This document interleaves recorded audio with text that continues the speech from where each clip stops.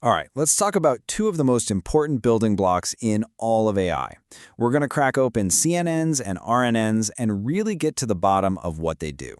So how does this stuff actually work? I mean, how does Instagram instantly recognize your face in a photo, but then something like ChatGPT can understand an entire sentence? These feel like totally different kinds of magic, right? Well, that's because they are. They're solving two very different problems.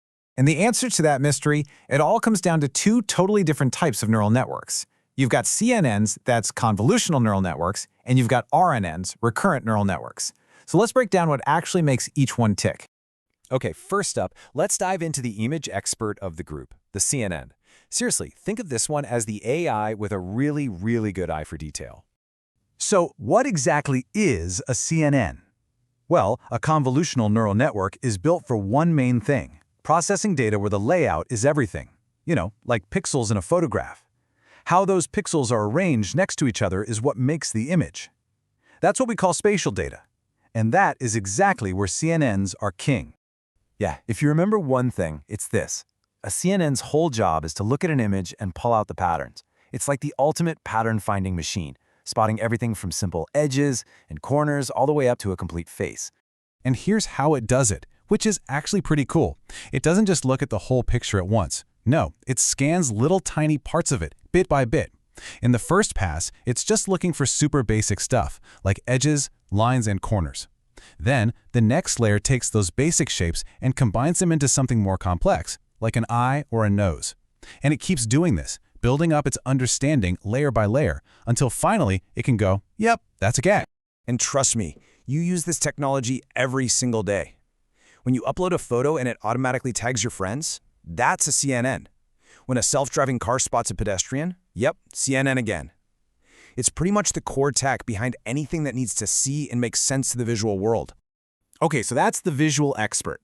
Now let's switch gears to a totally different kind of intelligence. If a CNN is the eyes of AI, then you can think of an RNN as its ears. It's all about understanding things where the order is absolutely critical. So a recurrent neural network, or RNN, is designed for a completely different job. While a CNN looks at everything at once, an RNN works step by step, in order. This is for what we call sequential data, where the sequence itself holds the meaning. Think about it. Words in a sentence, stock prices over a week. The order is everything. And the key word here, the absolute game changer, is memory.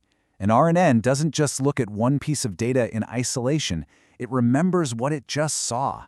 That's how it understands context, how it understands the flow of things over time. So here's its secret sauce, a little feedback loop. When it processes, say, the first word in a sentence, it creates a little memory of it. Then, when it looks at the second word, it looks at that new word plus its memory of the first one. It's constantly updating its own little short-term memory with each new piece of data. This chain of context is what gives it the power to understand things like grammar. And this is exactly why your phone's keyboard is so good at predicting the next word you're going to type. It's also how Siri or Google Assistant can understand a full command you give it.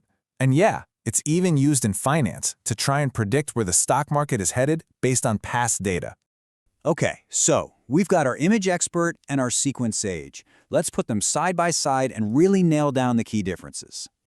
This breaks it down perfectly. Look at the data type. CNNs handle spatial data, like an image.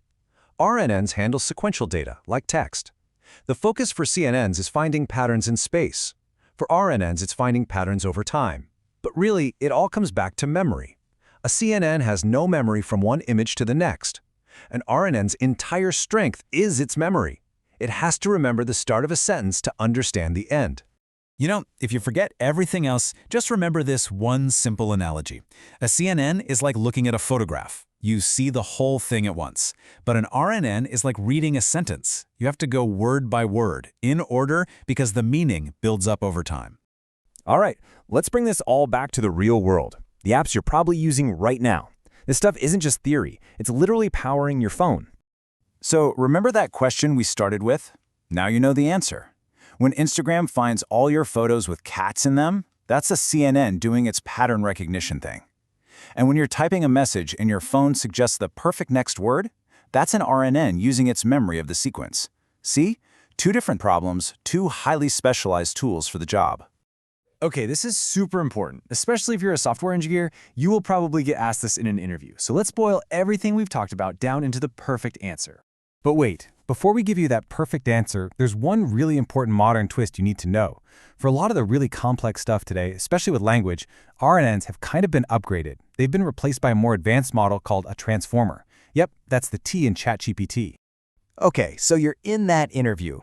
They lean in and ask, so what's the real difference between a CNN and an RNN? Here is exactly what you say. A CNN is designed for spatial data, like images, and its main job is to extract patterns. An RNN, on the other hand, is designed for sequential data, like text, and its key strength is using memory to understand context. Bam! That's the perfect answer. It's short, it's accurate, and it shows you understand the core difference in both what they do and the data they use. So we've covered the classics, but that little tidbit about transformers, that's a pretty big deal, right? So what exactly makes them so much more powerful than RNNs for understanding language? Well, that's exactly what we're going to break down next when we dive into the tech that powers ChatGPT.